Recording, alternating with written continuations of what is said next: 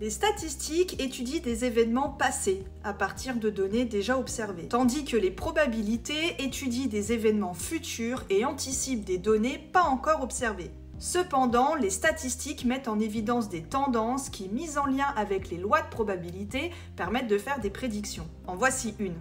Lorsqu'on répète un très grand nombre de fois une expérience aléatoire, la fréquence observée d'un événement se stabilise autour de sa probabilité.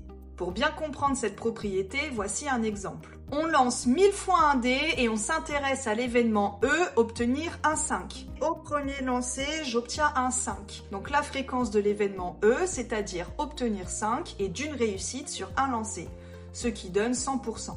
Au deuxième lancer, je n'obtiens pas de 5. Donc la fréquence de l'événement E est d'une réussite sur un total de 2 lancers, ce qui donne 50%.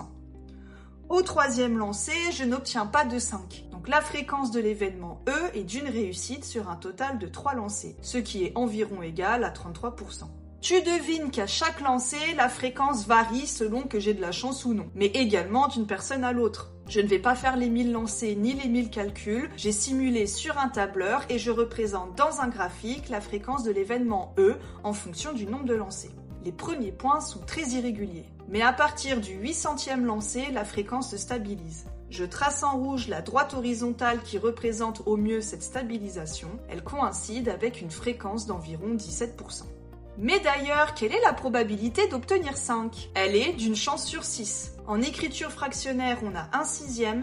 En écriture décimale, on a environ 0,17, ce qui donne environ 17%.